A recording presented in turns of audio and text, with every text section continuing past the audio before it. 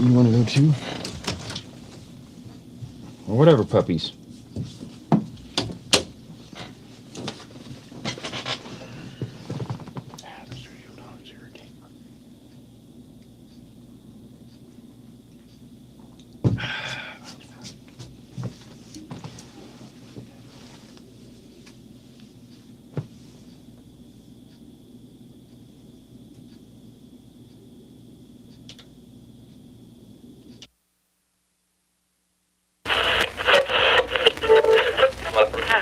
And there's intimacy on the radio, and there's naturalness on the radio that can never be replicated on TV. The marvelous resurgence of radio as a political force in this country.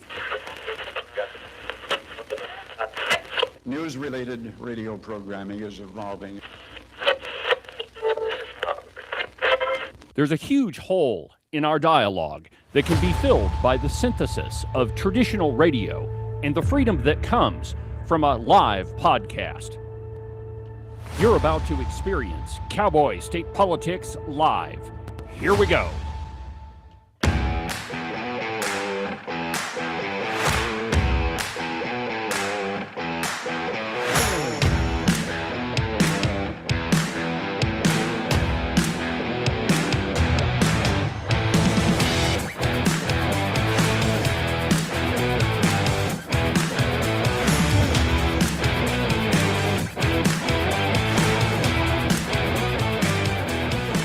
Good morning, my friends, and welcome to another outstanding installment from very high above all the puerile and pernicious forms of Wyoming mainstream media.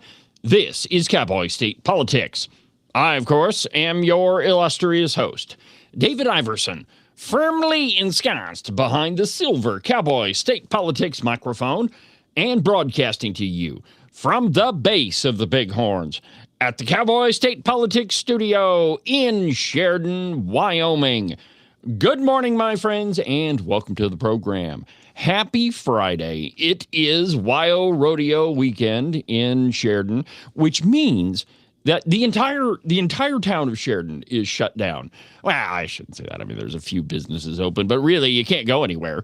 The parade, and if you wanted to go anywhere right now, you probably couldn't, at least not down on Main Street or 2 blocks in any direction.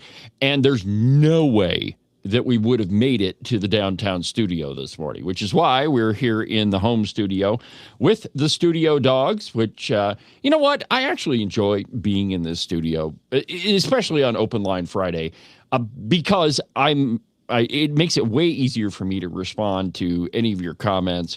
And so, yeah, I mean, it's all a good time. But it's Open Line Friday.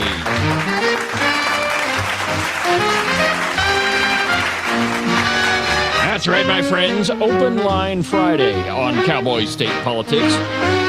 This is the day where we talk about whatever you want to talk about. You see, normally during the week, if I have the phone lines open and if you call in, maybe we'll talk about what you want to talk about, but not on Friday. On Friday, you are directing the show, and so if you want to be part of the program, the phone number in the studio is 307-374-8989. 307-374-8989. That will get you directly to my desk. And yeah, so whatever's on your mind, we're in the middle of an election, so there's any number of crazy things going on. Joining us at the top of the hour will be Chad Auer. He's running for the Superintendent of Public Instruction. I've met him a couple times. Nice guy, I think. And he was in the debate this earlier this week over in Upton. And so we'll talk to him about that, why he's running, get to know him a little bit, and that'll be at 9 o'clock. So lots going on the program, and it's Open Line Friday. So again, if you want to call into the show, the phone number is 307-374-8989. Now, we begin this morning, and there are some days where I just don't know where to begin. Well, I tell you what, let's begin with a former state senator from Sheridan, Dave Kinski. Now, the big joke in Sheridan is you only get good Kinski one out of every 4 years. Because, of course, as a senator, you only have to run for election every 4 years. And the only time that he was actually really conservative was the election year, the session right before the election. Other than that, big spending, big government guy. Well, now he's joining the Wyoming Business Council. Well, that's going to turn out great for all of us because old Kinski is on it, man. He was the former mayor of Sheridan when I was in college at Sheridan College, and he got popped for a DUI. And when he was the mayor of Sheridan, magically the people that arrested him got fired. Yeah, it tells you how good of a guy he is. But anyway, that's actually what got me interested in politics, believe it or not. Before then, I've always been interested in debate, but and debate has a political nature to it. Is always talking about national or foreign affairs, but really wasn't interested in politics until old Kinski got popped for the DUI and fired a couple of cops, or at least one of them anyway. And yeah, man, we had protests and it was a heck of a lot of fun.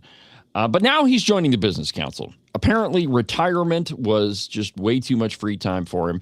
And he's put out a video to where he himself is going to tackle this great so-called affordable housing crisis.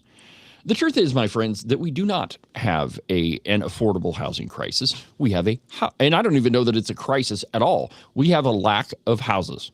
There are not enough houses for, everybody to buy. Oh, hello, Maisie. Tell you what, let's let the puppies out. Come on, dogs out. Go. Yeah, well, see, we're in the home studio, so that's what happens sometimes. Well, anyway, so really, when you look back, I looked back about 20 years at the population of Wyoming. And the truth is, the population really hasn't changed all that much. Take, for example, and I really focused in on Buffalo because it was in the early days of Cowboy state politics where I was still living in Buffalo before my life changed and I met the lovely Christine. But I looked back 20 years of population records for 20 years. So that's two censuses. Anyway, and the population really hadn't changed at all. When I graduated high school in 1997, the population of Buffalo was about 4,800 people. Guess what it is today? About 4,800 people. The truth is, when you look at Wyoming's population over the long haul, it really hasn't changed all that much. And the claim from those on the left is that, well, all of our young people are moving away and they're never coming back. Well, I don't know that that's necessarily the case because I think the trend is more likely that our young people graduate college and then they go seek their fortunes elsewhere and they realize that the rest of the world is kind of crappy when compared to Wyoming. And so then they move back. And I can't tell you how many anecdotal stories I have of people who did exactly that. You move away from Wyoming, go seek your fortune in the big city, and then you realize the big city sucks. And it's much better to live in Wyoming. And I think that's a good thing. It is a good thing that young people go experience the world. Because if nobody ever, and just think about this logically, if nobody ever left Wyoming, if our young people went to school here, grew up here, went to college here, and stayed here, there are no other experiences that they would have except for what happens right in this state. And this is where you get the backwards idea from the Wyoming left where they say, we need to focus on Wyoming solutions for Wyoming problems. Yeah. So if somebody came up with a cure from cancer and they lived in, I don't know, Michigan, would we say, we can't have that Michigan cure for cancer. We have to have our own. Well, of course not. Right? We would say, hey, fantastic. We don't have to worry about cancer anymore. But see, the comparison exposes the illogic of that statement. The truth is, my friends, that the entire country was built on every state being its own laboratory of democracy. And every state comes up with different ways of doing things. And if you never travel outside of the borders of this state, well, then, you're not going to experience anything else. I think that's a good thing. And the truth is this whole idea of, brain drain and all of our kids are leaving the state as if they were swirling around the top of a funnel and they're just going and never coming back. I don't think that that's true at all. Now, how that relates to housing. So are we actually having an unprecedented housing crisis?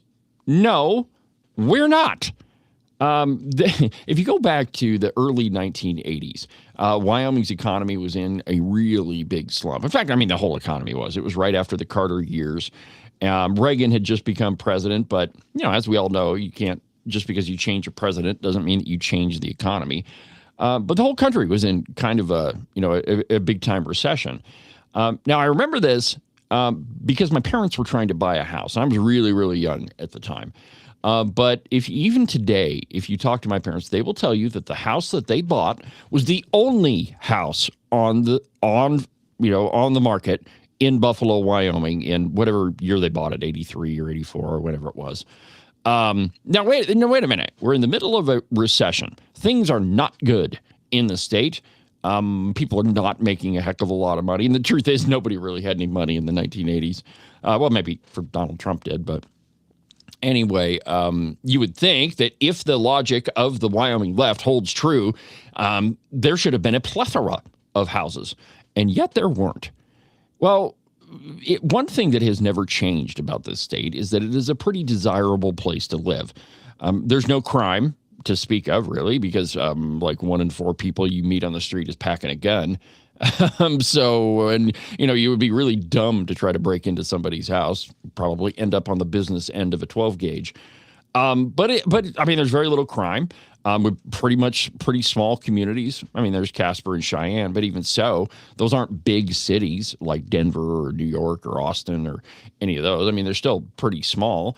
We've got pretty good schools. Now, I would argue that we need to do a lot of work in our schools, but here is one thing that is awesome about them: small class sizes. Everybody knows the teacher. Teachers have a real opportunity to interact with parents. That's a good thing, right? You move to a bigger city, probably don't even know who the teacher is. And good luck getting them on the phone. Here, no problem. And so, when we think about housing, first, you have to understand that's not the government's job. Nowhere in the Constitution, state or federal, will you see anything that says it's the government's job to make sure you have a place to live. You don't have a right to live anywhere. And this is fascinating, right? So why is it the government's duty to find you housing if you mistakenly move to a place where there are no houses? That's not the job of government at all. And if you would like to know what causes high housing prices, it's government. When government gets involved, it drives the price up because people can charge whatever they want. I talked to a developer over in Gillette, and he builds apartment buildings. And he told me that he's not building any more of them because he can't compete with government. You cannot compete with somebody who has essentially an unlimited checkbook. That's not competition, right? That's crony capitalism is what that turns out to be. So when government gets involved in anything, it artificially raises the prices because you're dealing with an unlimited checkbook. It's not your money. It's all of the taxpayers' money.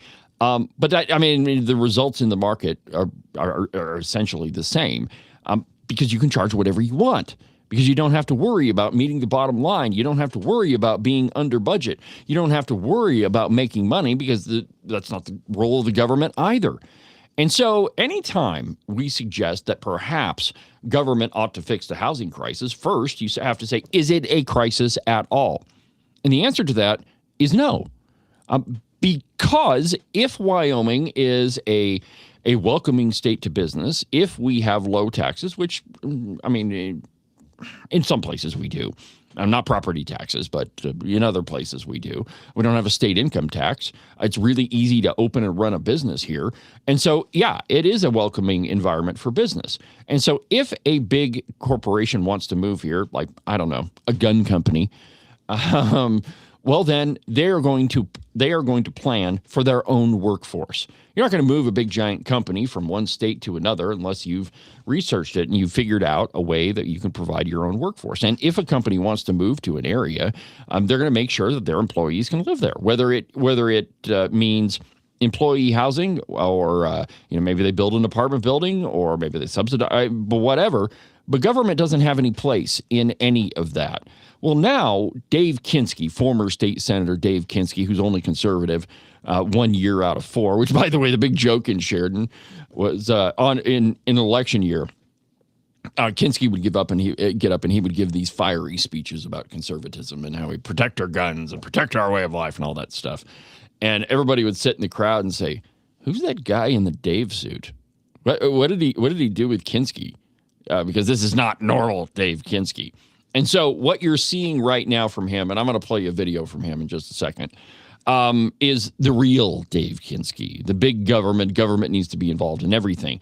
So here he is talking about how he is going to tackle this affordable housing crisis, that Dave Kinski, is going to do it because now he is on the board of the Wyoming Business Council. Here he is. With housing prices through the roof, the American dream is out of reach for just way too many people. And it's not an issue. It's a crisis. Oh, stop. I knew I couldn't take it.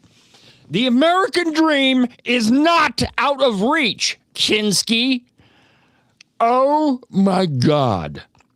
So what is the American dream? The American dream is to have equal opportunity, that you have an equal opportunity, the same as everybody else, to succeed and prosper and build a big life for yourself.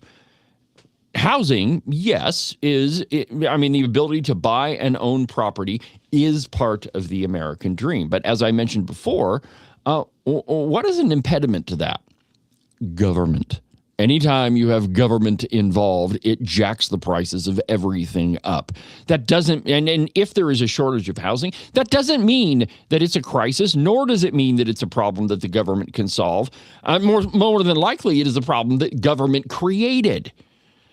But it doesn't mean that the American dream is out of reach. I was talking with a couple of friends of mine yesterday, and I told them that I asked my parents, hey, when you guys were buying your first house, was it easier to buy a house? And my dad's response was, hell no, it wasn't.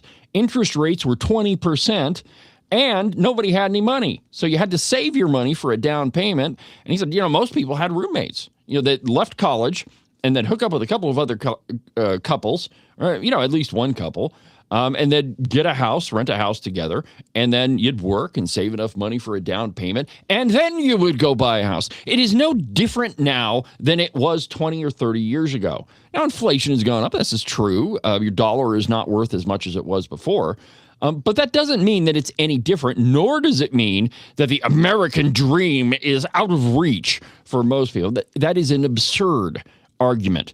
And it's one that government types always make. That, you cannot achieve the American dream without, and the implicit argument is you can't achieve the American dream without government. That is what Dave Kinski is saying. So let's watch a little bit more of it. Volunteered for the Business Council because I want to be part of the solution. And I know you've got your ideas. I'd be interested in hearing what they are, because I'm going to carry those to the Wyoming Business Council as we meet, as we try to come up with some solutions, make recommendations to the governor, to the legislature as to how to get our arms around this affordable housing problem. You can't have good paying jobs in your community unless you have good, decent, affordable housing. They go hand in hand. Can't have. Whoa. Okay. It's a chicken and the egg argument is what he's making there. You can't have good, high-paying jobs if you don't have affordable housing. First of all, it is not affordable housing, nor it is the government's job to engage in any of that. But it's a chicken and the egg scenario. If you move to an area where housing is high, well, then that's your choice. It's your responsibility to come up with the money to get your own housing. If government stayed the heck out of it, maybe prices wouldn't be so high, Dave. And it is your responsibility to do so. If you land a great job somewhere, well, presumably if you're going to move there, well, then the amount of money that you're going to be paid should be enough so that you can live there. If it wasn't, you shouldn't move there. I'm constantly amazed by these people that claim that they've moved to an area and somehow it is the government's job to make sure that you can afford your house. No, it's not. That's your job. And if you can't afford to live there, you should move somewhere else.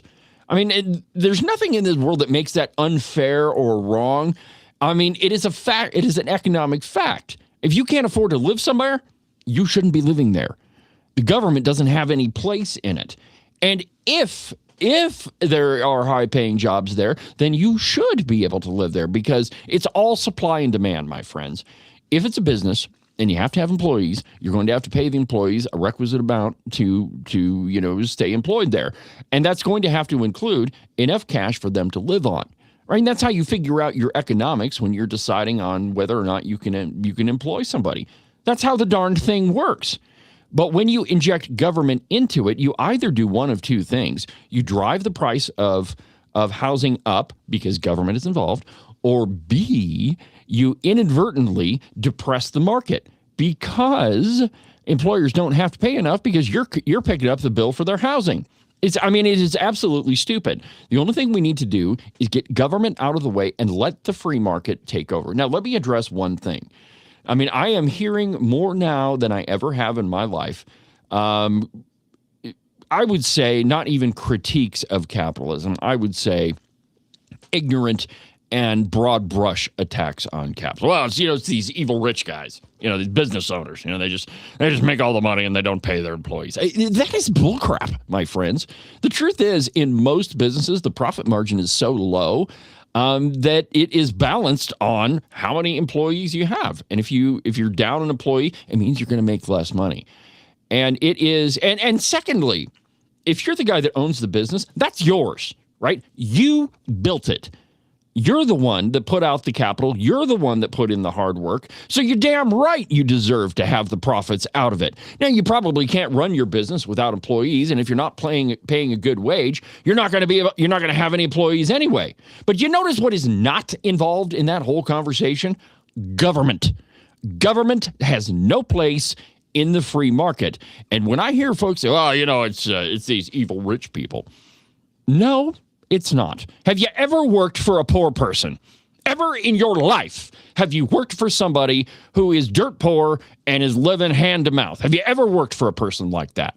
Now, it's true when my family had employees, there were many times where the employees got paid and, we didn't really have, we weren't eating filet mignon all the time. More often than not, we were buying hunting licenses so we could go whack a couple of deer. But have you ever worked for somebody that was dirt poor? Ever? The answer to that is no. Because if you did, you wouldn't be working for them for very long. You see, there is this we have absolutely turned the idea of free enterprise and the free market on its head. Thinking that somehow government drives business. And, with the Business Council, and I've got another story a little bit later on in the program, but the creation of the Wyoming Business Council has been one of the chief drivers in Wyoming that has facilitated that, I don't even know what you call it, but the upside down movement of our, not movement, it's probably, our view of the free market, that somehow government can drive business. And the truth is, when government gets involved, it drives businesses out. Right? As a business owner, I don't want to have to deal with the government. I'll pay my taxes as long as they're fair, and you just stay the heck out of my business. Let me run it. But when government gets involved, whether it's through regulation or higher taxes or more social programs or whatever the case may be, some genius on the city council that says we're going to spend $20 million on a park or whatever, that is always borne by businesses. Okay, and when government gets involved, it decreases the amount of revenue that is brought in by the business, which means that the amount of money that you can pay employees goes down. It is not complicated.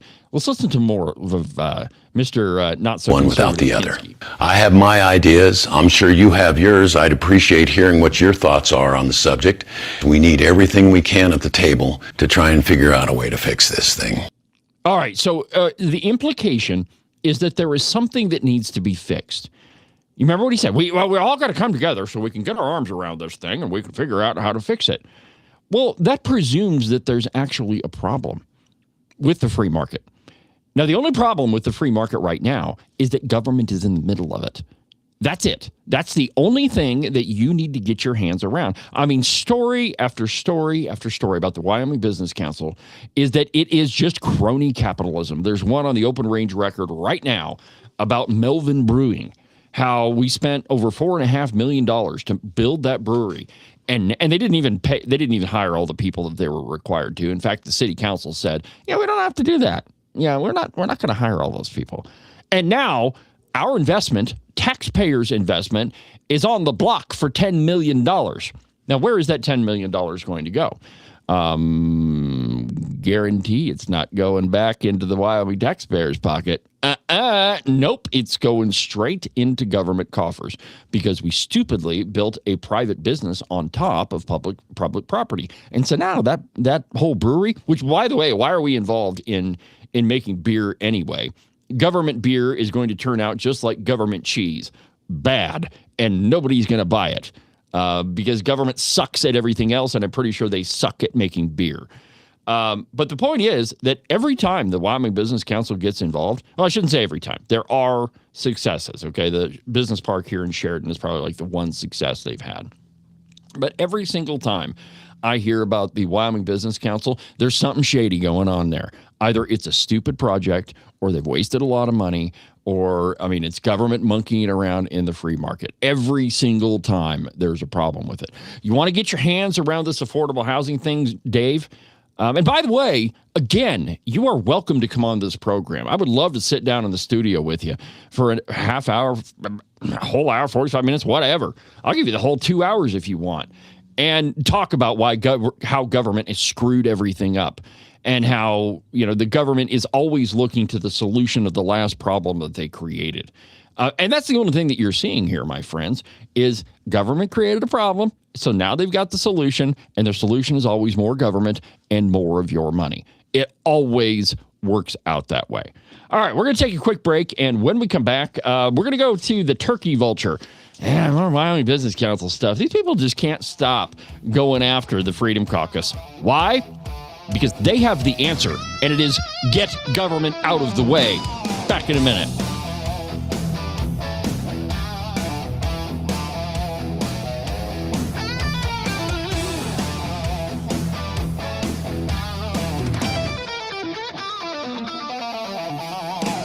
The following ad was paid for by Brent Bean for governor. This is Brent Bean, a Republican for governor. Wyoming families know what matters: law enforcement, emergency services, and supporting strong schools, agriculture, and energy production. But state government keeps growing while priorities fight for resources. That has to change. We don't have a revenue problem. We have a spending and priority problem. Vote for me on August 18th, and I'll put Wyoming priorities first. I'll return taxes to you, the taxpayer, and make Wyoming number one. Paid for by Brent Bean for governor. Today's program is also brought to you by Morton Buildings.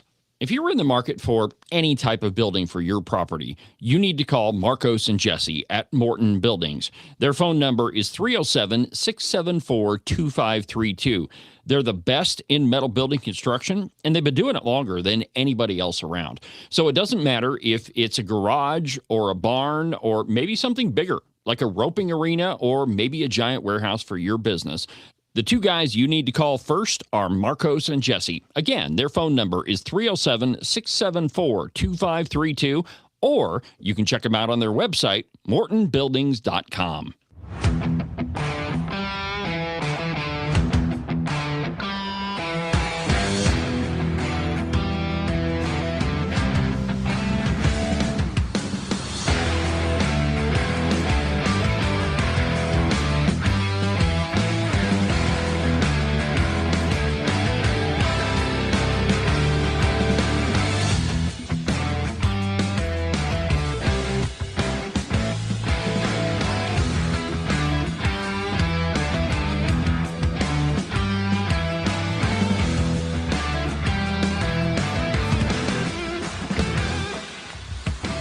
Welcome back to the program, Open Line Friday on Cowboy State Politics Live. I'm your host, David Iverson, Wyoming's big voice on the right. Welcome to the program, my friend. Welcome back to the program, or if you're just joining us, welcome. At the top of the hour, we're going to talk to Chad Auer, who is running for the Superintendent of Public Instruction. We're going to find out about him. I don't know that much about him. I've met him a couple times, moderated a debate with him earlier this week. But other than that, I really don't know that much about him. So we'll talk to him, find out who he is, and if we should or shouldn't elect him to be the top education guy. So that's going to happen at 9 o'clock. And it's open line Friday. So if you want to be part of the show, the phone number here in the studio is 307-374-8989, 307-374-8989. And keep the comments coming. Whatever's on your mind, whatever you want to weigh in, let me know. To the Wyoming turkey vulture, a guy that, one guy that just needs to go away is Kerry Drake. He needs to take a job somewhere else and move somewhere else and leave me the heck alone. Now, if you don't know who Kerry Drake is, he used to be the editor of the Pravda on the Platte, the Casper Red Star Tribune.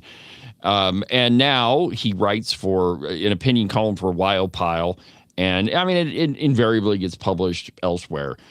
But one of the reasons it gets published, or I don't know, syndicated, perhaps Wyoming syndicated, perhaps you could call it that, is he's a radical leftist. And that pretty much, that appeals to most of the Wyoming media. Now, the Cowboy, they're not going to pick up on Kerry Drake because they try to pretend that they're conservative. But if you read any of their any of the stuff that they publish, it's clearly not. Right now, they're engaged in writing puff pieces about everybody else who is not Harriet and everybody else who is not Chuck Gray. There's a puff piece. And there's a puff piece about Eric Barlow. He's the man for our times, so says Tom Lubnow. The man that has a real questionable record about pro-life movement, wrote gun control into Wyoming law, literally is responsible for getting a guy raided by the ATF. That's a story that absolutely needs to be told. It's Eric Barlow's fault. He wrote the bill claiming, and it's not just his fault. It's the entire Wyoming legislature, with the exception of a couple of people. I think that Agent 29 is probably the only person that voted against that stupid bill. I'm talking about his Restoration of Rights bill. The Restoration of Rights bill is the one that could get you raided by the ATF because it claims to give you back your gun rights if they had been taken away because of a felony conviction. And of course, a state cannot give you back something that the federal government took from you. However constitutional we think that is or isn't is irrelevant. It is the law, a federal law, that if you're a felon, you cannot be in possession of a firearm. And neither Eric Barlow or the Wyoming legislature or the Wyoming governor can give that back to you. And so, I would say that Eric Barlow is not a man for our times, nor has he ever been. He is a radical environmentalist, and he's never really changed. Oh, and by the way, he was one of the very first people to vote for House Bill 200 in 2020. Now, the reason I bring this up is that all of the candidates are saying, we're going to unleash Wyoming's energy dominance. We're going to unleash it all. Release Wyoming energy, without a plan to do so. But these are the same people, Eric Barlow, I'm speaking of directly here, that passed carbon capture mandates on coal-fired power plants. So they had to all coal-fired power plants had to install carbon capture technology, which is tremendously expensive, which means that they are, going to have to pass that money on to consumers, which also means that it's going to drive up your electricity rates. It was Eric Barlow that did that. Now, if he was not the radical environmentalist that he has been for his entire career, he wouldn't have voted for that, but he did. And at the same time, he's claiming that he's going to, unleash, energy dominance. Okay, so enough about Eric Barlow. I see every time he comes up, I just get off on this tangent. Anyway, so they're blaming all of this on the Freedom Caucus. Wyoming's decline is definitely the fault of the Freedom Caucus because, these people suggest that maybe government shouldn't be involved. Maybe that, another thing if the Wyoming left finds objectionable is the suggestion that maybe you know better how to spend your money than they do. Now, how dare you even come up with a ridiculous assumption like that, that perhaps somehow, some way, you know how to spend your paycheck better than the government? I mean, it is absolutely bizarre, my friends. But anyway, so Kerry Drake's got a piece in the Turkey Vulture, and I'm not going to read the whole thing because I find him really, really, really offensive.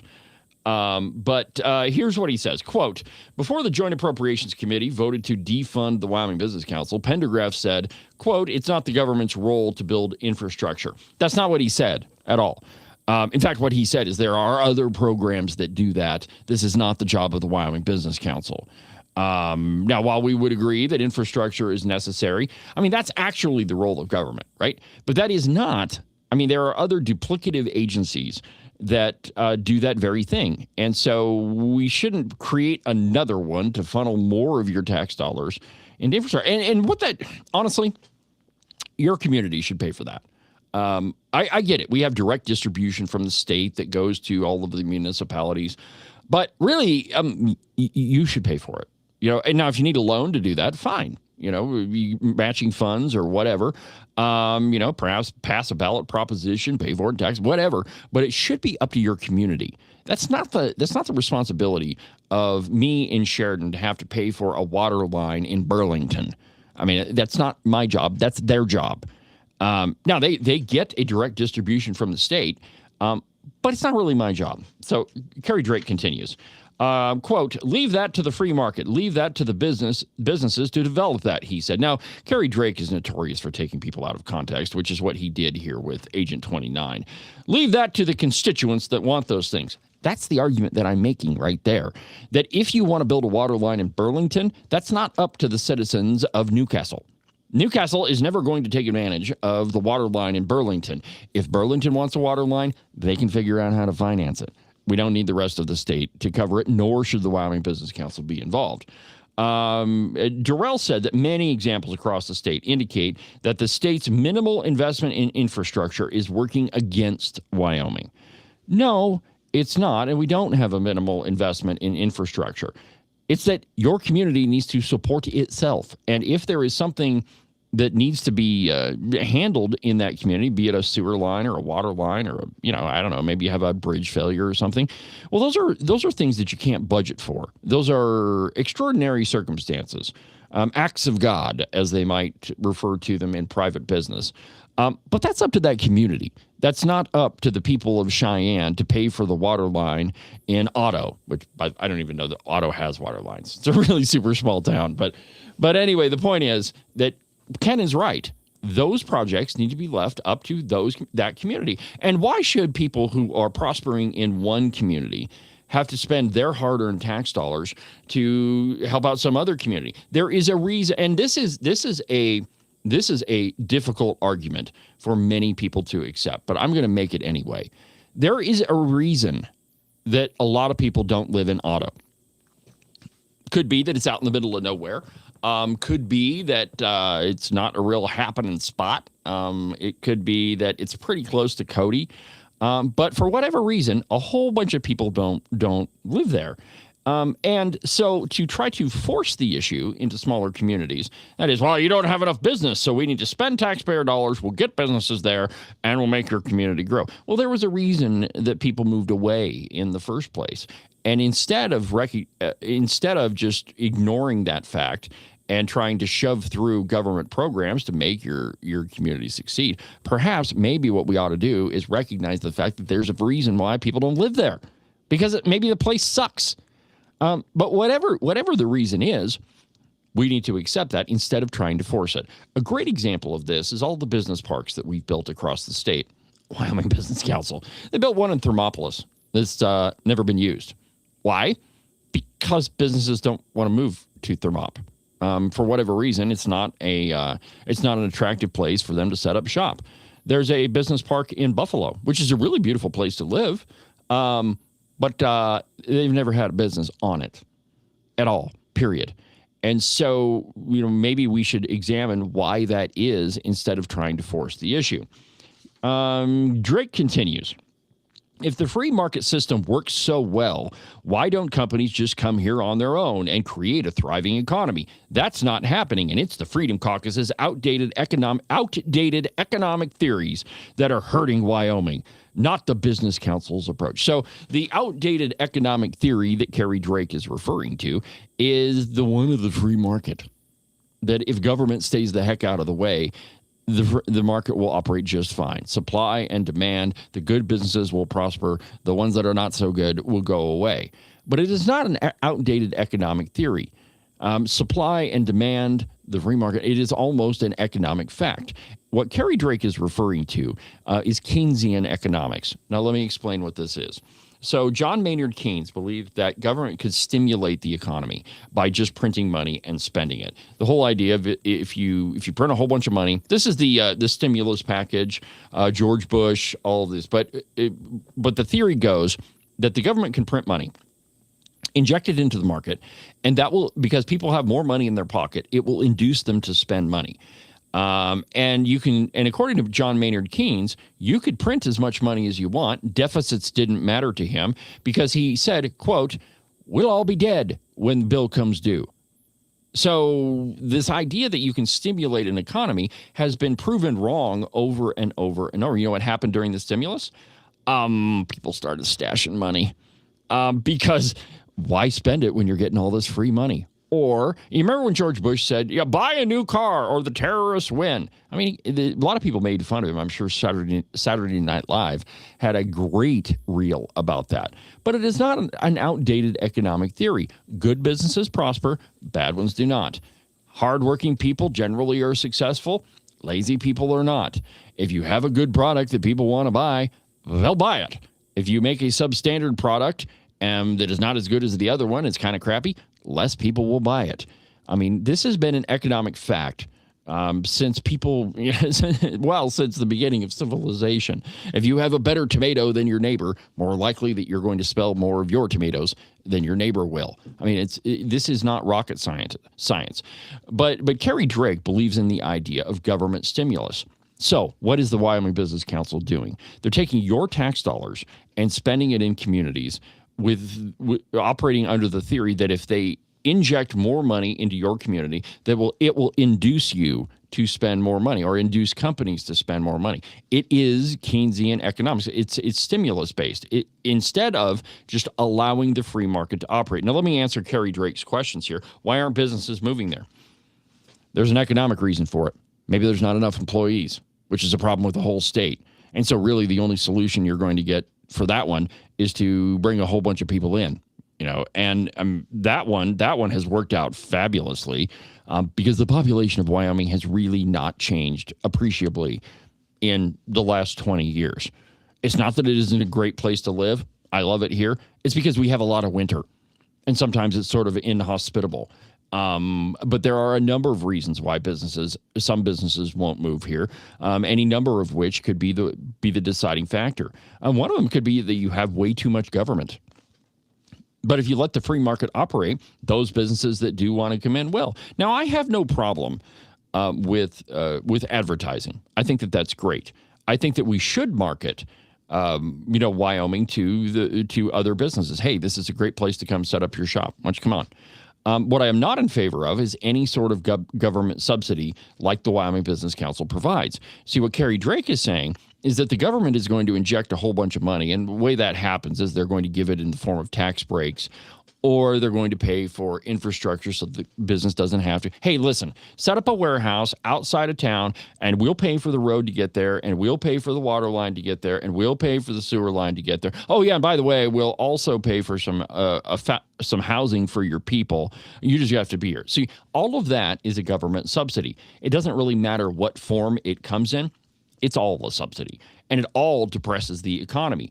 Anytime we try to inject money into the free market, it has an inverse result, and it depresses the market. It is not as simple as just, hey, let's throw a bunch of money around and it's going to work. If there is no hard work involved in getting whatever it is that you have, you don't value it, and you're not going to work very hard at it because you got the money for free, right? There have been lots of businesses that have moved here at the behest of the Wyoming Business Council, and they fulfilled the terms of their contract. And once that free money was over, they picked up and left. Why? Because they were moving on to the next community that's going to give them free stuff. Free stuff never generates economic growth. It's not an outdated economic theory. It is one that has worked since the beginning of time, since the beginning of, the first caveman trading his rock for another rock. It's no different. Let's see here. Drake says the Business Council board member Mark Christensen had some pretty pithy words for legislators last month. Quote, Wyoming has lower taxes and Wyoming has all these other things, he said.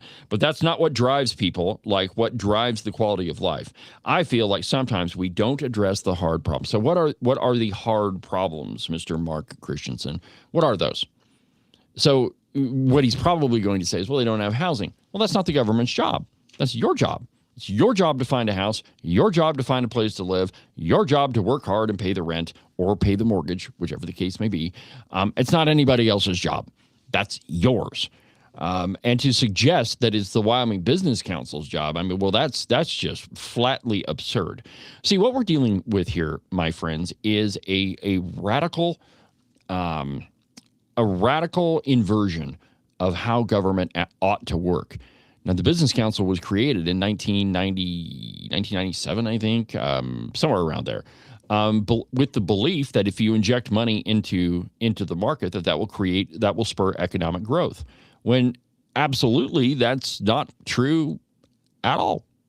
All right. So enough about the Business Council. And by the way, Kerry Drake, you and John Maynard Keynes and your government stimulus ideas, they've been proven wrong every single time, and they only work so long as you have other people's money to spend. And if you have an unlimited amount of other people's money, well, then you're going to continue to believe that this works. But the entire history of Wyoming and the entire history of free market economics proves you wrong. So don't listen to Kerry Drake. He's an idiot. All right, so let's talk about the congressional race for a minute. We've got the debate coming up on the 16th down in Casper at the Rialto Theater. I'm going to publish an article today giving you some of the details on that. I'll tell you how it's going to work and how you can attend. And it's really simple. We're going to open the doors at 4:30. We're going to reserve 40 seats in the theater. It holds 175, and it's just going to be first come, first serve. And once we hit capacity, well, then we're done. So open the doors at 4:30. Plan accordingly. We've had a billboard up in Casper for a month. It's been advertised on this program and on the Open Range Records. So I think we're expecting a pretty good crowd on the 16th. So you just plan accordingly. So there's all sorts of endorsements flying around. I don't really put too much into endorsements because I don't think that anybody else should tell me how to vote, nor do I want them to. But there is one candidate that is racking up the endorsements, and he got one from, and I don't know what Ted Nugent has to do with Wyoming, but David Geralt got an endorsement from him. Now, Nugent's a big hunter, and we got lots of stuff to shoot at here, so maybe that's what it is. But he was on, I believe it was Newsmax, talking to the Nuge, and let's go ahead and just watch a little bit of this. Now, if you've never watched anything from Ted Nugent, he's an interesting guy. We'll just watch a little bit of this. It's pretty entertaining. I'm not even allowed to use the words, but it's all said. But number one, David, we the people thank you for your service because freedom is not free. We're celebrating 250 years where people who refused to be under the thumb and control and stranglehold of a tyrant, and they met him at Concord Bridge and they shot him in the face. Well, violence is never the answer. Violence is usually the answer when people take away your freedom. So I know that's what you do. And the guys come up to me from the military all the time. A guy from the Bataan Death March wanted to meet me before he died. A guy from Iwo Jima, Don Graves, wanted to meet me before he dies, 104 years old. A survivor of Pearl Harbor. They reach out and they want to meet the loudmouth guitar player. None of them knew each other, but they all said the same thing. Uncle Ted, they hugged me and they cried. They said, Uncle Ted, thank you for fighting for the freedoms my buddies died for. That's my charge in life. Does that summarize why you became military and why you want to run for Congress in the otherwise mostly good state of Wyoming? Give me your take on it, Dave. Thank you. I'm sure we'll get into it, but I think it's the great state of Wyoming. And yeah, absolutely. I think that controlled violence under the cover of darkness is exactly the watchword of the 75th Ranger Regiment, the 82nd Airborne, and plenty of other units across our U.S. military that I think Americans should be proud of. One thing that I did want to pick up on, though, is, listening to you a little bit before this, we're on 250 years of American greatness. There's a real contrast in what the Democrat Party is doing right now, elevating socialists just south of our border across in Colorado. That's happening right now. And what the Republican Party is going to do. I think both parties are looking towards the future and defining for themselves the type of candidates that they want and the type of future that they see for the United States of America.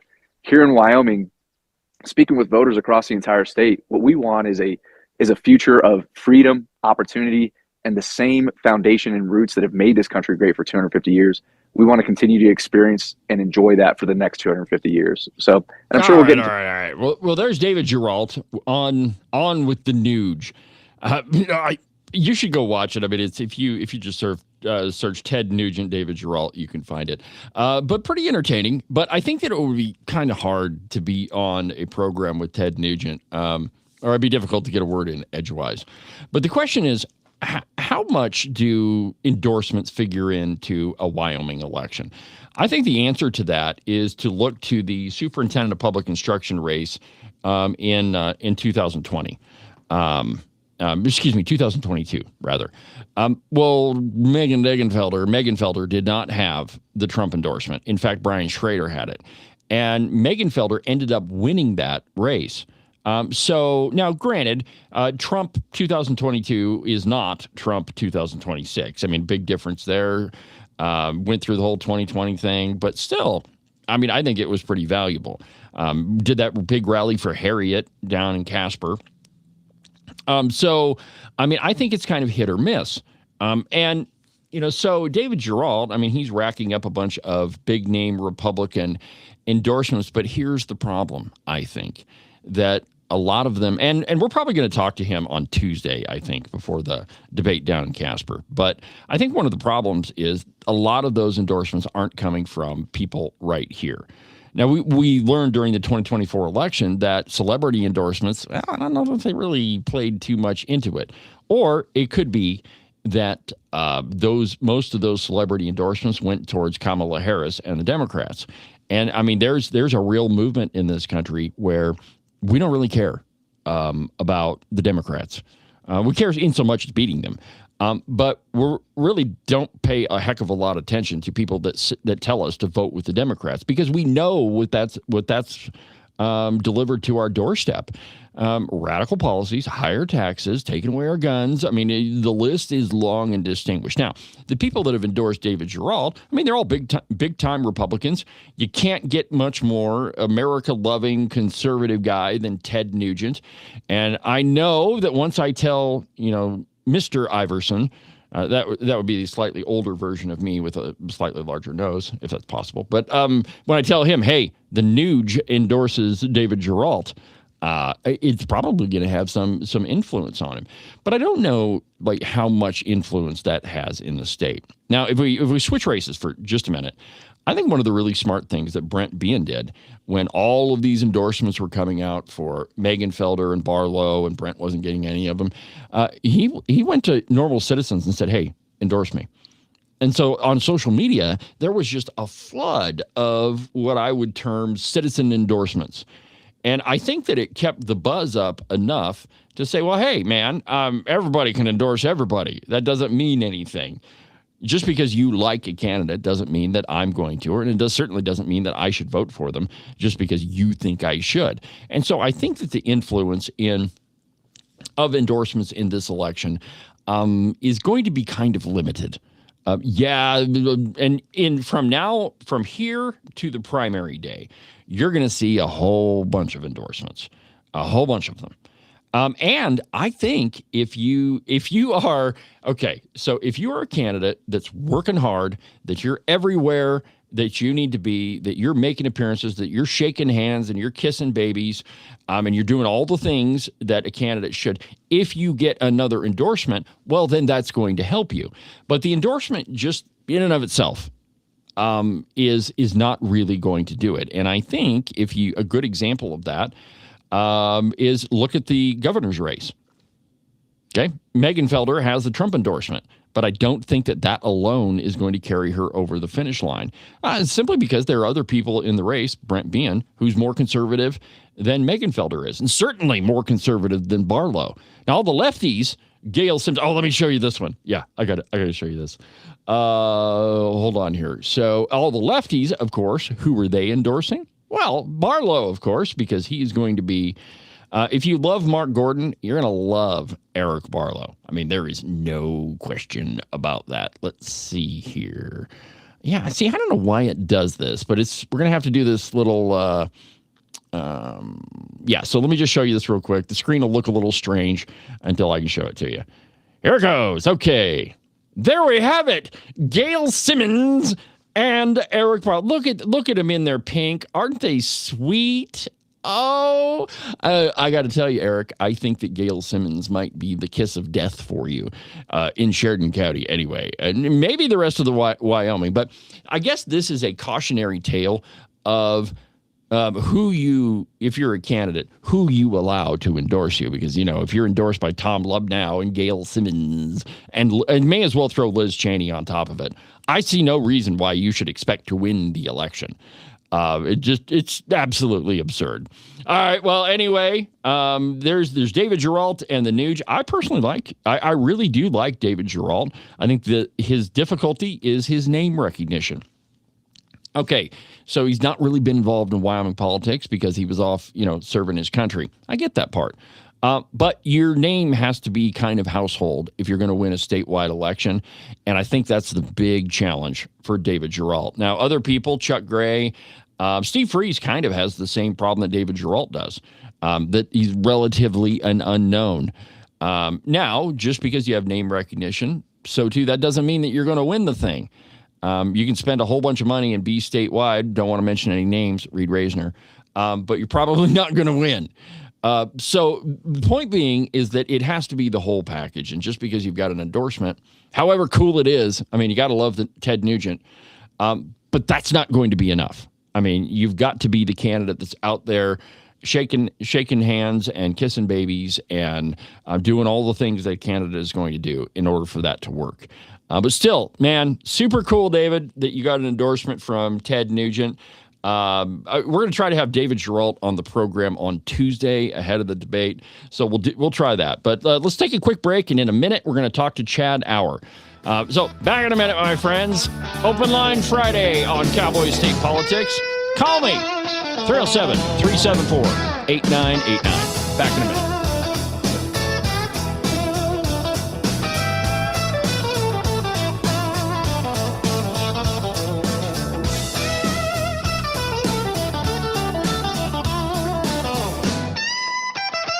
The calendar says that it's summer, and you believe it.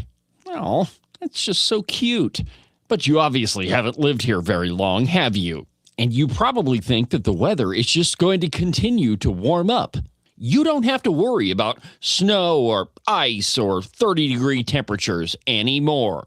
In case you've forgotten, this is Wyoming, my friend, and that sort of thinking doesn't work here. 1 minute, it could be 75 and sunny, and 10 minutes later, snow.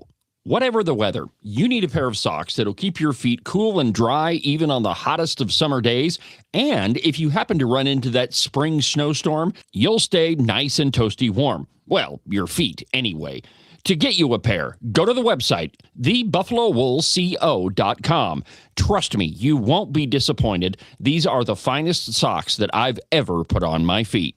Are you one of those people that said something like this before Trump became president? I have a house in Spain that is going to be ready right after the election. Siberia, Nova Scotia. I'm definitely moving to Canada. Straight to hell. Iceland. France. Asia's pretty cool. And has the last year and a half been more than you could bear? Well, if it has, you've come to the right place. Call my friend Rebecca Bextel at eXp Realty. She has her fingers on the pulse of the real estate market all across the state of Wyoming. Last year, she sold around $30 million worth of property. Everything from small residential properties all the way up to big giant ranches. So if you've got to get the heck out of Dodge, if you've got to be gone Johnson because you can't stand that Trump is the president, call Rebecca Bextel. Her phone number is 307-699-3519. Let me say that one more time for you in case you missed it. 307-699-3519. I've never felt the freedom like I do. I feel stronger every day, don't you? Well, I can show you how. A new day, a new way. Watch out, I'm only gonna get stronger. A new day, a new way. Watch out, I'm only gonna get stronger. A new day, a new way. Watch out, I'm only gonna get stronger.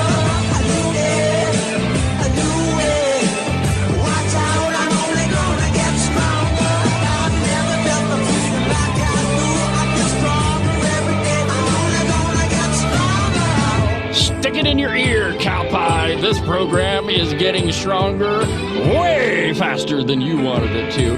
100,000 views last month, over 500,000 already this year. It's Cowboy State Politics. I'm your host, David Iverson, documented to be almost always right 99% of the time. Welcome back to the program, my friends. We're joined on the program by a guy I just met. I like him. His name is Chad Auer, and he is running for the Superintendent of Public Instruction.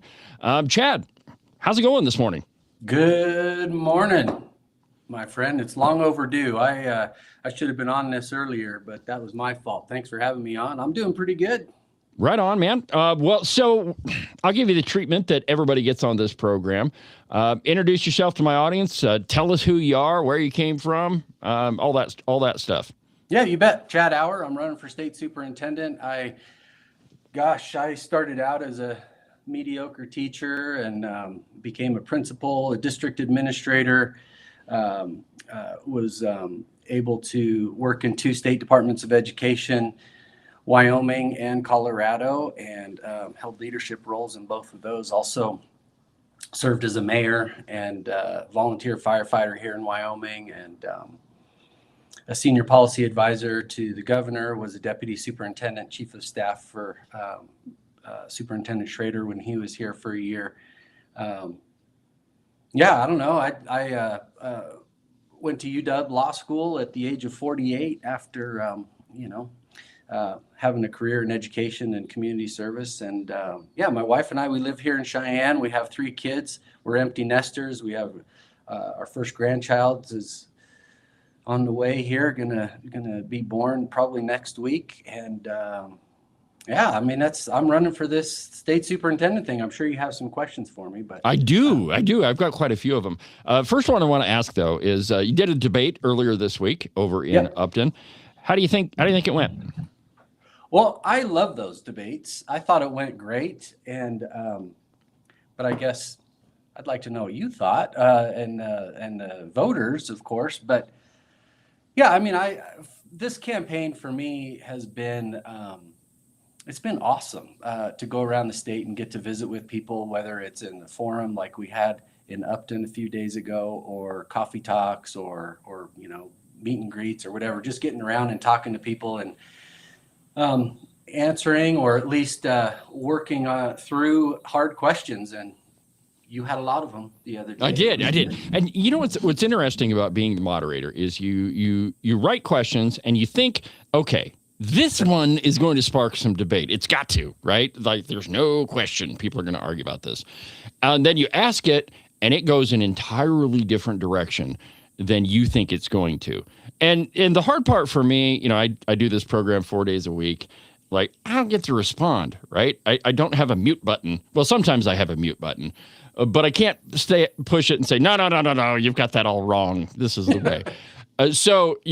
Often I'm just listening to all the responses and think, wow, I didn't see that one coming.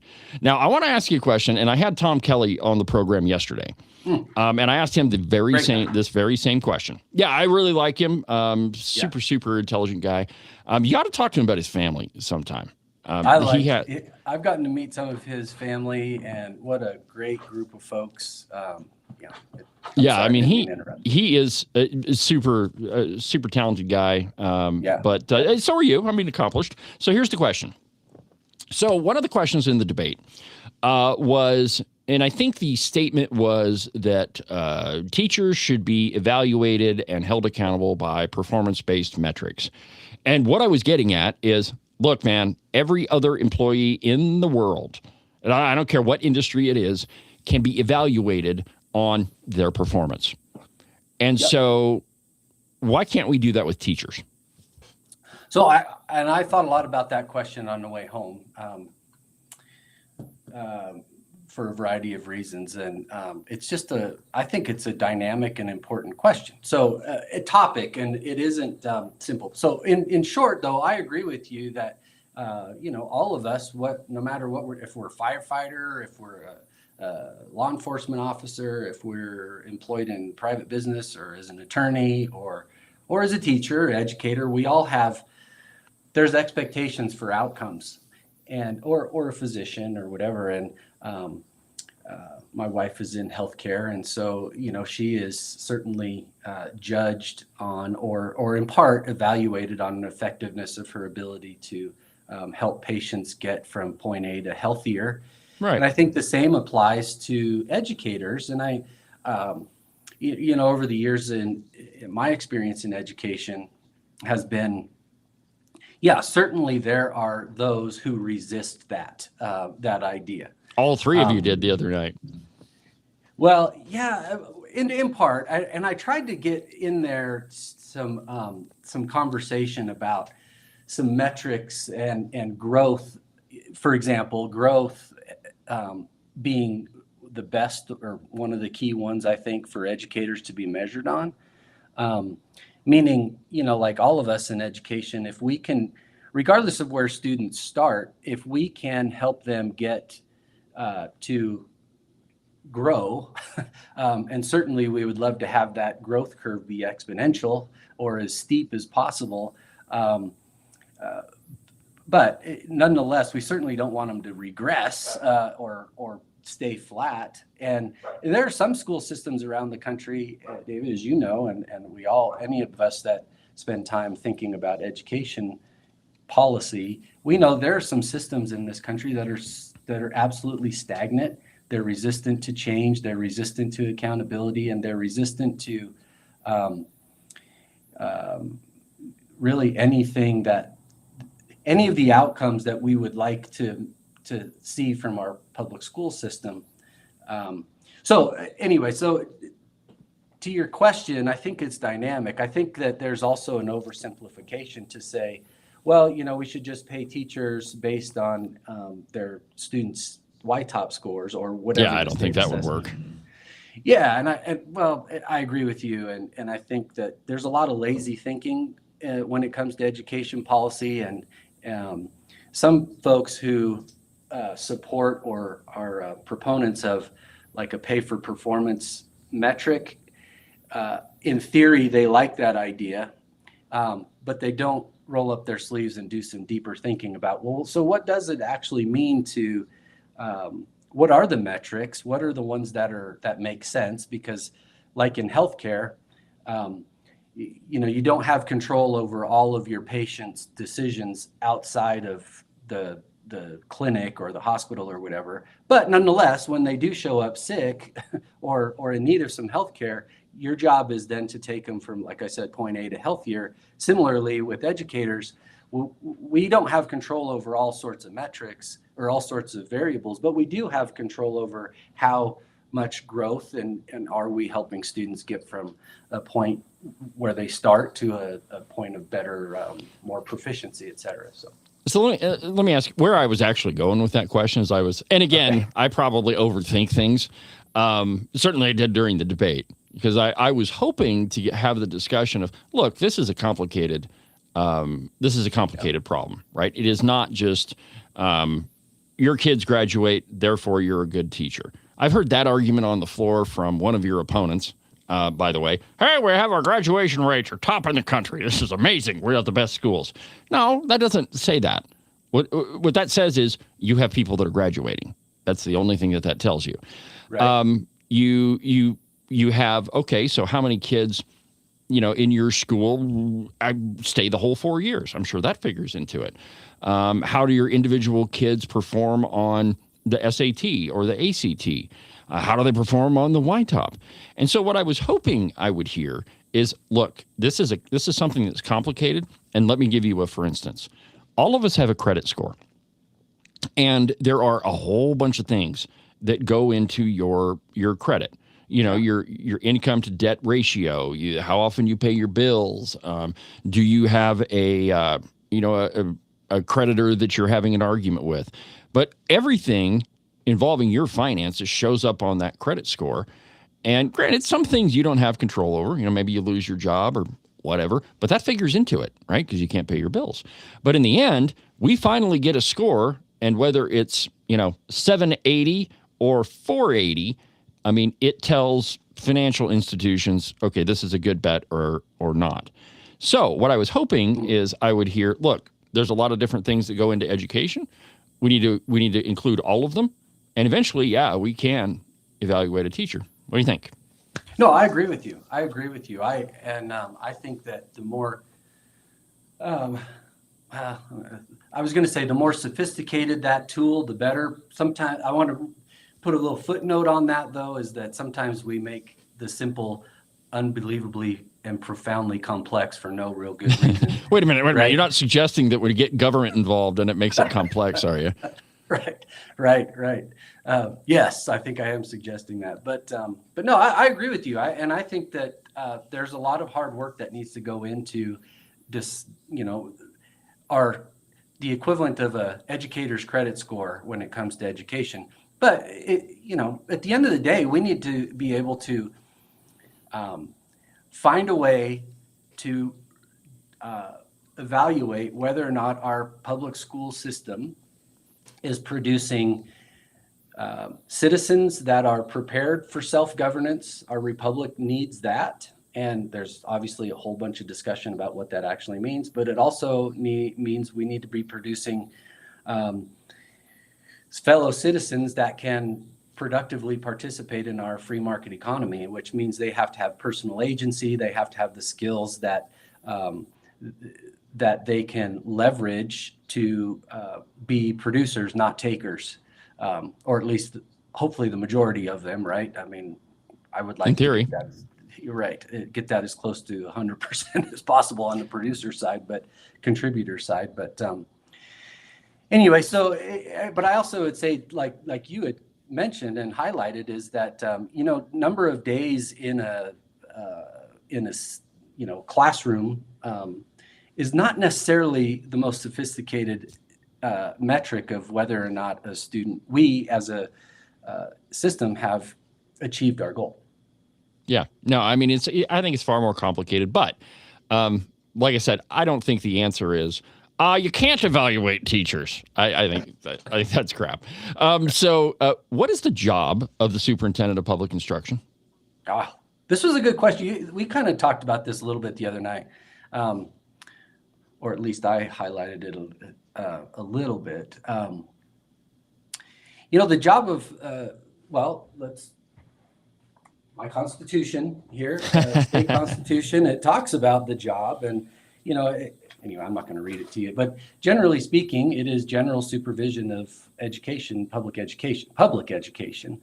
And if I could be so bold as to maybe do another summary statement, is that the job is to equip and work collaboratively, particularly in a local control environment. Wyoming is a local, in theory, at least we have been in the past, a local control jurisdiction, and the State Department of Education and the state superintendent has a role to work collaboratively within that local control framework with local communities. That's educators, that's parents, that's school boards, that's business leaders, to make sure that our public schools are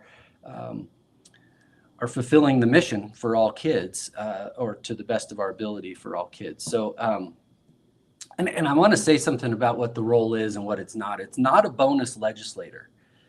I keep saying this because I feel like some folks in this race are a little confused about that.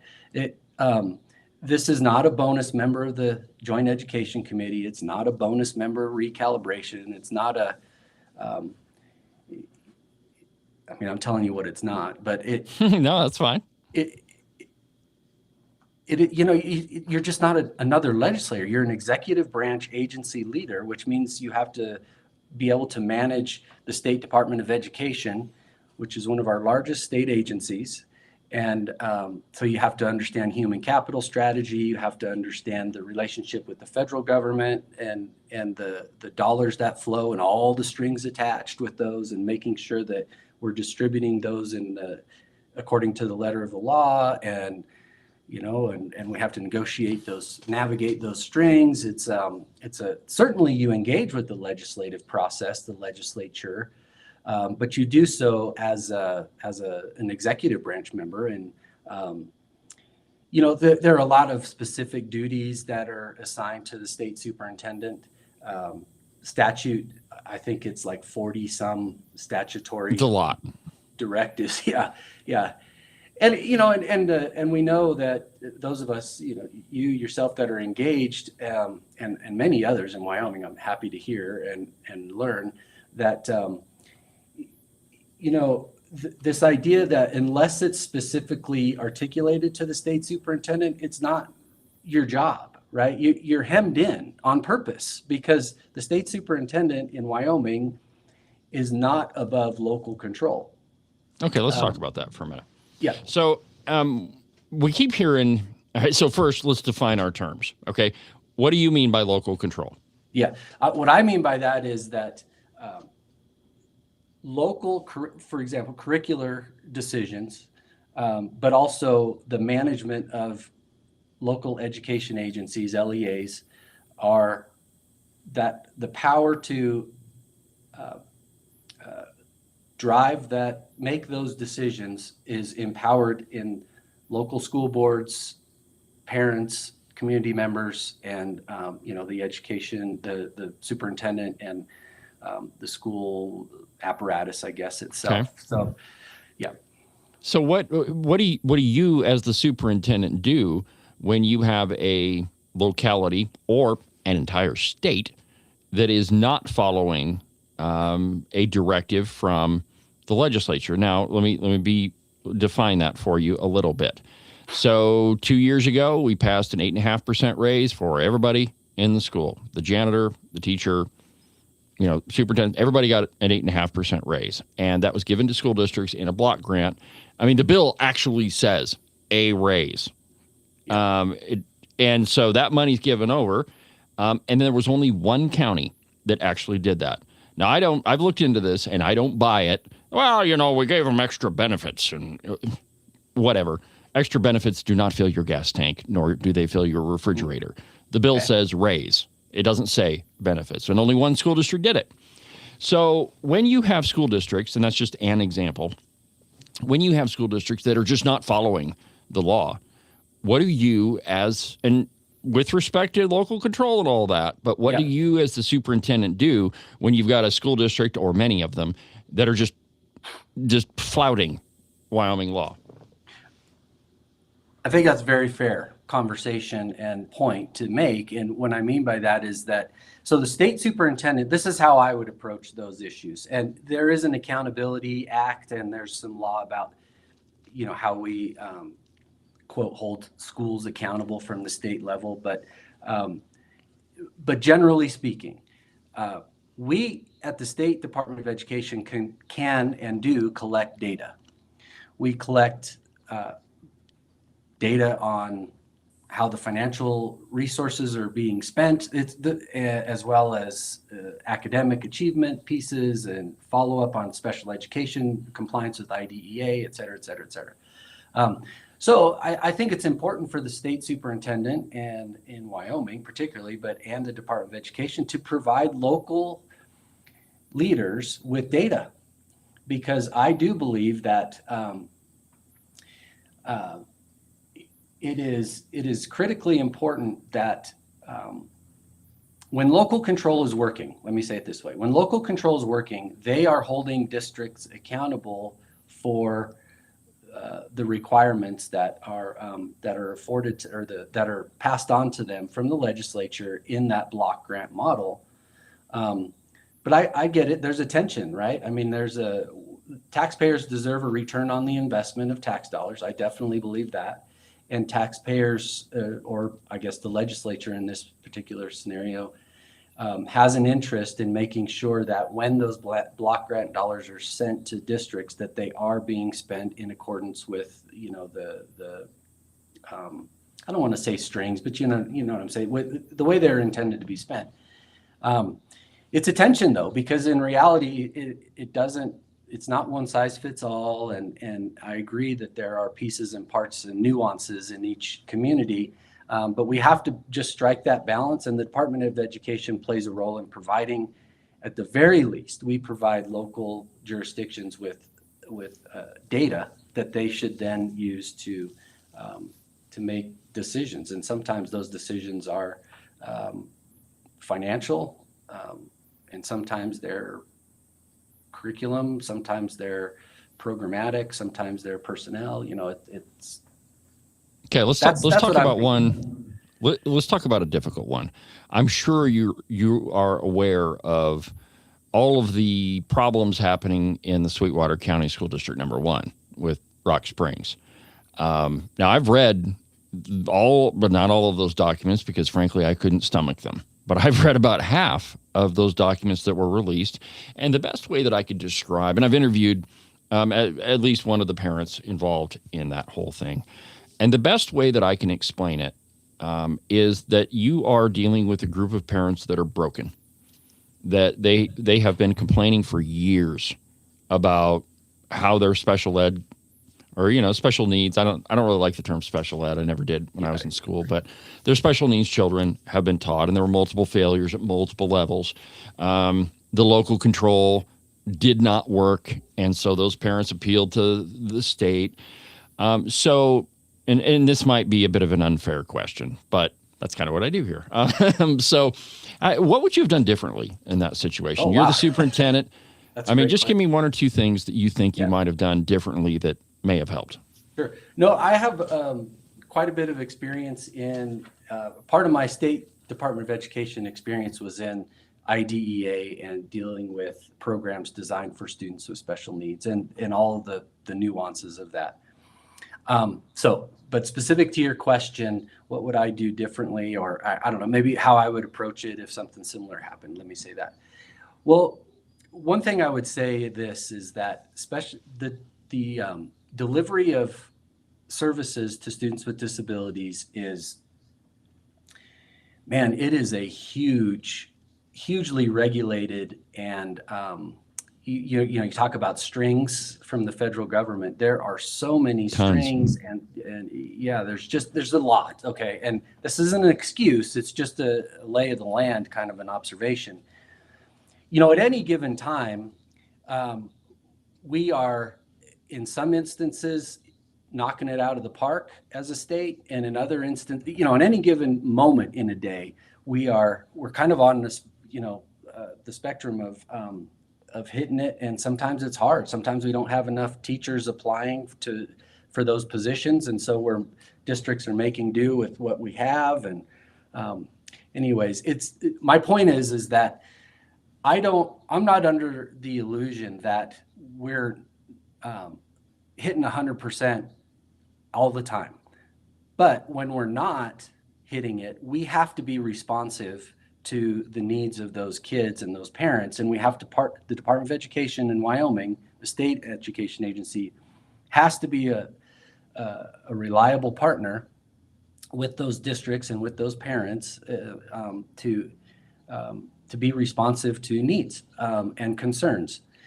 Not every, and I'm not talking about anything specific in Sweetwater, but I will say this generally as a former administrator and principal and all of that, is that, not every concern, whether it's from a teacher or a parent or whatever, not everyone is completely has merit.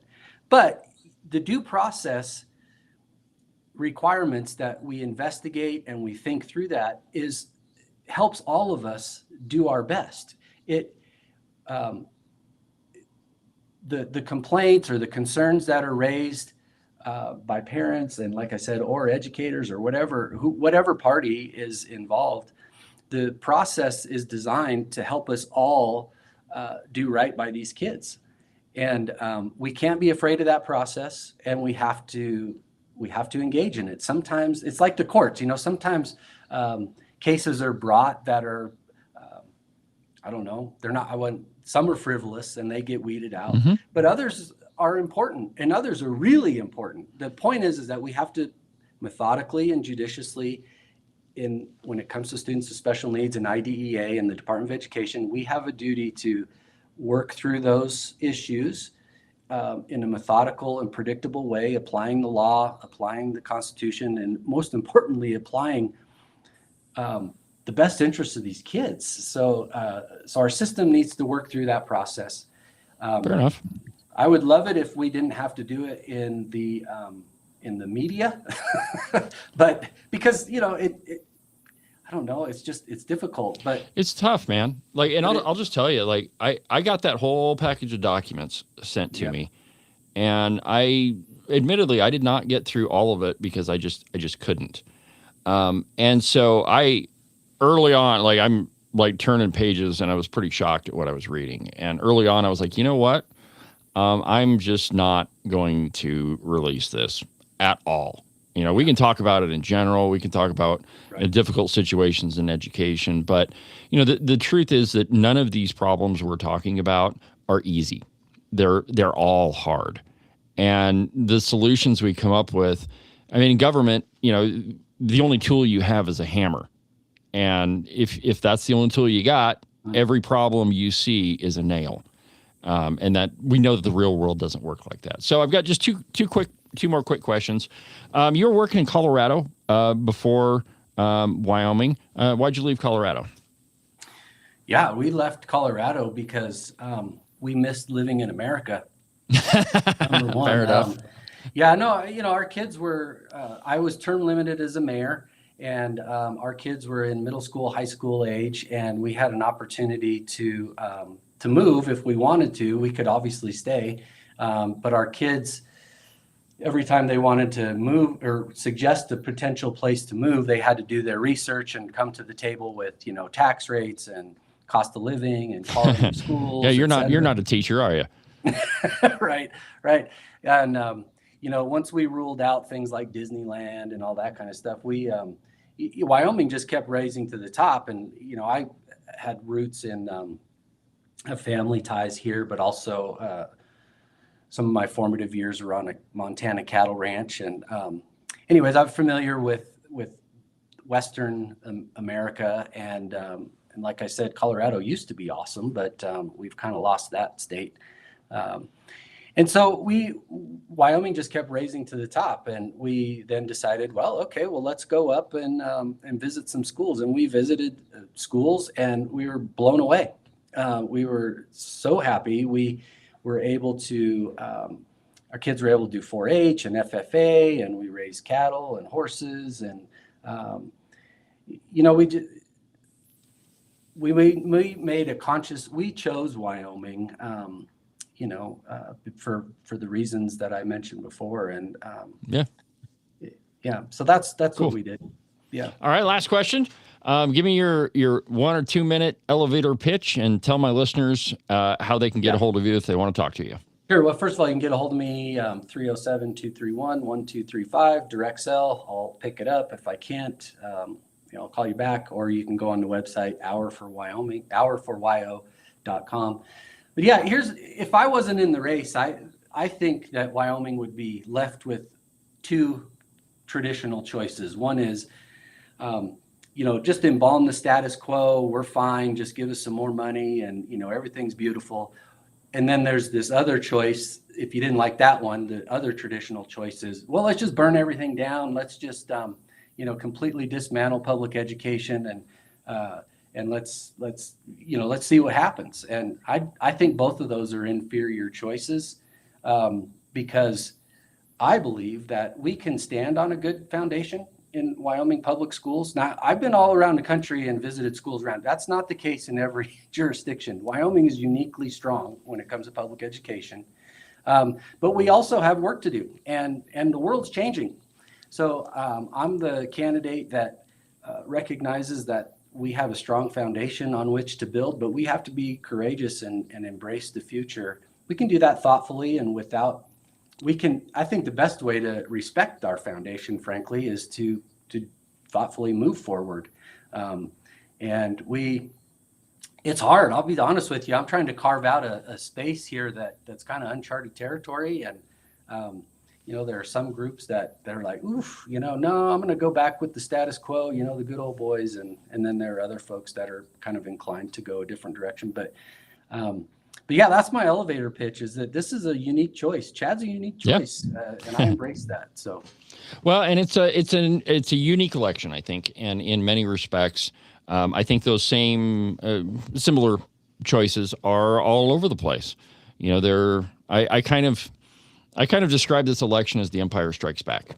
that you got the traditional folks that they didn't really like not being in power, and boy, are they trying really hard to get back into power. We'll see if it's going to work. But Chad, I appreciate you taking the time to visit with me this morning. Have a great weekend, and keep me updated on how things are going. Maybe we'll talk later on in the election. That sounds good. Appreciate that. Have a good one. All right, you too, man. Bye. All right. Well, that was Chad Auer, superintendent or candidate for superintendent of public instruction. Interesting guy. I enjoyed visiting with him. I guess it was on Tuesday. Tuesday when I did the debate. But he's right. I mean, you do have a couple of different choices. Harshman, it's Steve Harshman, and you got Tom Kelly. Now, I don't know. Tom's ambition is not to burn the whole place down. But it's politics, and that's what happens. All right, so we're going to take our third break, and when we come back, we'll finish up the program. But first, an absolutely outrageous profit timeout.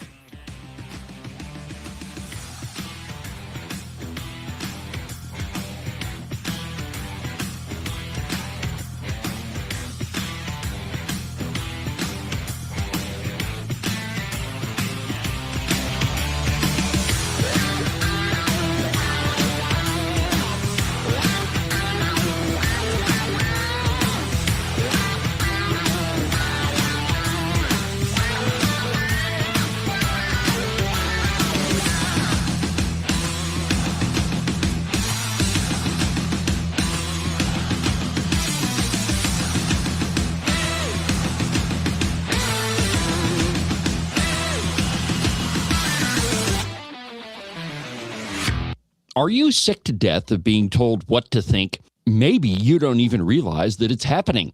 Freedom Caucus bad, big spending, big government, liberal, Republican good. Conservatives are bad and they want to starve little children. I have heard it all, my friends.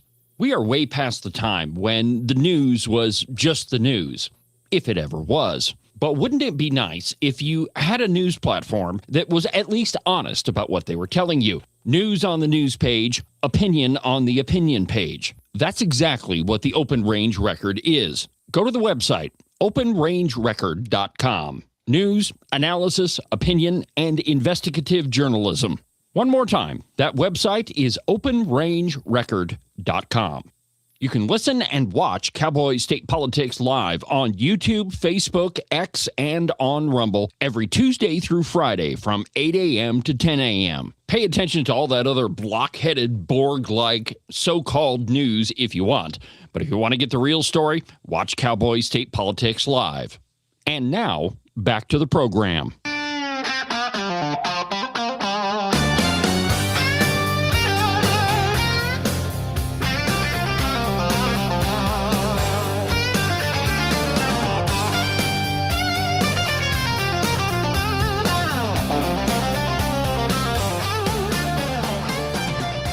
Welcome back to the program, Cowboy State Politics Live. It's Friday. It's Open Line Friday. And I, of course, am in the home studio. One thing I miss about being here is direct access to my coffee pot. At the studio downtown, I got to walk all the way across the room and, make sure I've got enough break time to get me a cup of coffee. But out here, nope, I got the coffee pot right there. So that's what you hear in the background. Now, one of the things I haven't talked a lot about because I find him repulsive is this whole Graham Plattner situation. I mean, he's a terrible candidate, obviously a terrible person. Texting multiple women who are not his wife and being just a little bit rapey and, saying that he enjoyed watching U.S. service members being killed and all that. I mean, none of that is good. And so terrible candidate. But what's interesting is the Democrats' response to it. And this is what tells you that none of them are really, really have, any sort of solid principles, right? And here's what I mean by that. That we're totally going to go after the Republicans if there's any question that they dumped a girl in their past and she's mad about it. Definitely going to go after them and believe all women, the whole Me Too movement. You remember that? Where Brett Kavanaugh, where some crazy person made a claim against him that was completely unfounded, and it was brought up during a Supreme Court nomination, which is what they always do. Right, the left turns those hearings into giant circuses, but all of those claims, around from I'm going to say like 2020, 2021, there was this giant Me Too movement. Well, apparently that applied then, but it doesn't apply to Graham Plattner. Now, I don't often watch Ben Shapiro, but I caught a bit of his show where he's talking about Plattner, and I think it's just wonderfully funny. So here he is. This is off of Ben Shapiro's show, and he's talking about Graham Plattner and the Democrats' problems in actually being authentic. But here's Ben Shapiro. I feel like the first red flag should have been the actual Nazi tattoo. Or maybe it should have been those Reddit comments about masturbating in porta potties. Or maybe it could have been the registration on Kick. Or maybe it's the comments about how much you enjoyed a video of an American soldier being shot by the Taliban, or maybe it was the endless wheel of sexting women who are not his. Well, I don't know. Were there any red flags at all? Were there any? I mean, no. How could we have ever suspected? Well, now it's getting worse for the Democrats. Apparently, they did not see that coming. They were blitzkrieged by this information. They never could have Gestapo'd that this would have happened. They thought it couldn't have gone any further. But then it did. The New York Times has a story today about his unsettling behavior. That is the title. Several women who dated Graham Plattner recall unsettling behavior. Now, when you read that headline, again, it's the New York Times, and they're just terrible. The way they slant every story is insane. Unsettling. You're like, oh, unsettling. Like he kind of stared at people a little creepy like that. No, it's a little more than that. According to the New York Times, quote, in extensive conversations over the past 2 months, 3 other women who had been romantically involved with Mr. Plattner offered a far more complicated assessment. So this is the funniest part. Like the entire story is couched in, some people say that he was kind of rapey and also physically abusive. Others say that he was charming and charismatic, but also demeaning to women. Okay, New York Times, okay. They say Mr. Plattner could be charming and charismatic, they recalled in interviews, but also demeaning to women and, in at least one case, even physically threatening. He drank heavily and was regularly unfaithful. Sounds like a nice person. Okay, so what is the New York Times actually reporting? First of all, you will recall that Graham Plattner said that... All right. You get the point. But this goes to the heart of what journalism has become. It's and frankly, most of the people in the media do not even know what the term journalism means. Every article is slanted, and if there's something bad that comes out of one of their favorites, well, then they play cover for them. I mean, and we should just report the news as is. Now, this program is not news. This is my opinion show. It's my opinion, and you watch it to hear what I think about all this stuff. Now, on occasion, I do journalism. I mean, and this program has broken some really big stories. Now, we also have the Open Range Record, and the whole way we run our business there is we're just honest about what it is. If it's opinion, we call it opinion. If it's news, we call it news, or at the very least, we think it's news. And if you want to correct us on it, that's fine.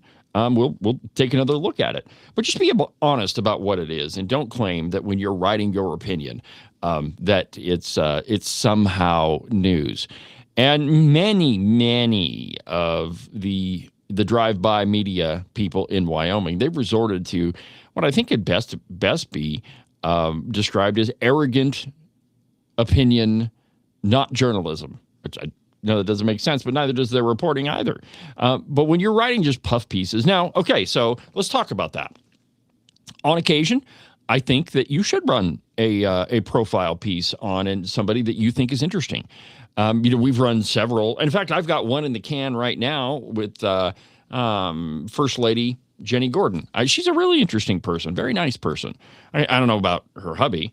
Have some serious problems with him. But anyway, we've got a piece on Jenny Gordon that we're gonna drop before too long. But I think that you should run those, and sometimes those come out as kind of puff pieces, right? Here's this person, this is what they're all about, and that's okay too. I think that media should inform you about who people are, but I don't think that you should focus your entire media operation on protecting one candidate or another. I had a meeting with Megan Felder, and it was just she and I having a cup of coffee. And I just said, look, man, everything that we published about you is true. And I think that we've been entirely fair. Similarly with Barlow. We published a couple of crazy stories about him, but it's true. That's the way he voted. He did set up a nonprofit. He did sell his livestock to it while he was a sitting senator. He did write gun control into Wyoming law. All of those things are true. And so media, if you're going to write your opinion, fine, call it a column. If you're going to write news, make it news. And, just last night, I had an email conversation with a prospective journalist, and I just shot it to that person straight. I'm like, look, this is what we do. I want news, and I also want you to have a platform where you can express your opinion. So most of what we'll focus on is just news articles and an occasional column. And that's the way that it ought to be. Now, other newspapers like the New York Times, they've switched to entirely opinion journalism. And again, it's kind of misleading. So let me give you an example. I mentioned earlier that David Geralt was on with the Nuge, which I think is fantastic, man. I would love to talk to Ted Nugent. David, if you're listening, hook me up with the Nuge, man. I would love to talk to that guy. But anyway, here is a great example of that, and this is how the piece begins, and this is by Claire McFarland. And I quote, David Geralt acknowledges that he has less name recognition than some of the 9 other Republicans he's running against in the GOP for the U.S. House. He's also touting endorsements by 6 sitting U.S. House members, plus rocker Ted Nugent. Geralt is trying to send a message to Wyoming voters. He's touting the endorsement of 6 House members. He's a former Army Ranger running for against the 9 other candidates. And it just, all this is a profile piece. But you should at least be honest about what it is. And, I guess there is something to be said for letting the reader make up their own mind. Yeah. But when you're writing a whole bunch of news stuff and one of these shows up, I think that people are intelligent, and I know the listeners to this audience are, and you guys can spot a red flag a mile away. And, it's just a question of where we're at in the media. Now, do I think that it has ever been any different? No. Newspapers have always been biased. If you look up the historical names of newspapers in America's past, more often than not, you'll find them and these are just completely made up, but you'll find newspapers exactly like the Cleveland Democrat, the Pennsylvania Republican, the Rainbow Sun Times in Los Angeles. Now, I don't even know about that one. But newspapers historically were always biased. They always endorsed candidates. No, we're not going to. I don't endorse candidates on this show, nor are we going to do it with the Open Range Record. But just understand what journalism is and what it is not. And, more often than not, it is not journalism. All right, so let's see here. What else do I got here? You know what? Let's talk about this one here. So Wyoming rolls out $205 million to boost rural health care amid steep cost challenges. Do you know why health care is so expensive? Because government is in the middle of it. Now, I don't think that whatever little Wyoming does is going to have an appreciable effect on the rest of the country. There's only 560,000 people that live here, give or take a few. By the way, and it really hasn't changed that much. Just reemphasize that point. But whatever Wyoming does surrounding healthcare is not going to have a significant impact on what happens in the rest of the country. Now, could we enact legislation that might curtail the price of healthcare here? I think that a good suggestion is to do some tort reform. That what you can and what you can't sue for in the state. And individual states can do that. And if there is a decreased liability for, say, medical malpractice insurance, well, then you would think that you would see a decrease in prices. I don't know that it'll be that way because the government is so involved in this.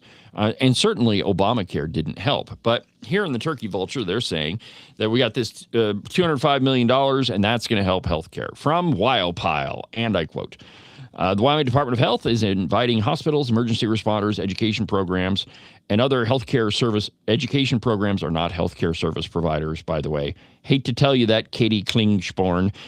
That's who wrote the piece. But education is not healthcare. To apply for a share of the $205 million in federal funds to address gaps in the state's fragile rural health system. Applicants can use the Rural Health Transformation Program funds in Wyoming to create physician residency programs, pool emergency medical resources, and prioritize basic hospital services or implement a statewide telespecialist platform. The large injection of money holds enormous promise for bolstering emergency care, hospital viability, workforce development, and health lifestyles in a state that faces acute rural healthcare challenges. Now, the question is, why are we facing acute rural healthcare challenges? You often hear the phrase, we're a maternity desert, that, hospitals don't deliver children anymore.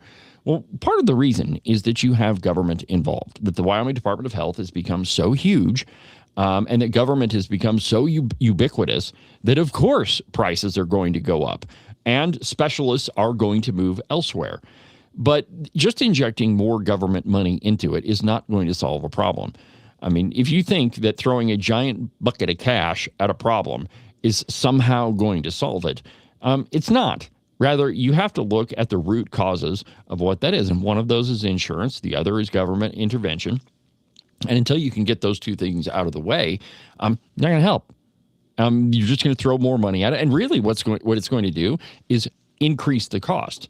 Because when your largest benefactor is government and you have an unlimited checkbook, there's no reason to assume that service providers are going to charge less because they don't have to.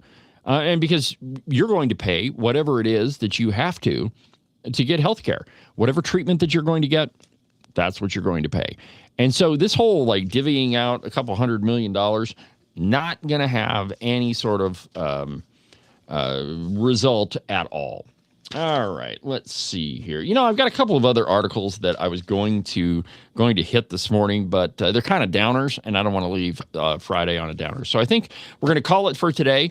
Thanks for watching this week. It's been great. And by the way, when you watch an episode of Cowboy State Politics, make sure you comment. Leave me a review on whatever platform you're watching it on, Rumble, YouTube. You can leave a review. It really does help, and it helps the algorithm, and it helps helps the program grow. And I would really appreciate it if you would do that for me. But for now, by the way, one more announcement. If you happen to be in Sheridan today, the lovely Christine is sponsoring an event at her salon, Bombshell Hair and Wellness Studio. Got all sorts of drinks, sandwiches. Going to be a fun time. So if you want to say hi to me, that's where I'll be. Or say hi to the lovely Christine. She'll be down there too. But for now, my friends, from the base of the Bighorns at the Cowboy State Politics Studio, I'm David Iverson, and this is the one and only Cowboy State Politics. Have a good weekend, my friends. We'll see you next week. Don't forget about the podcast tomorrow.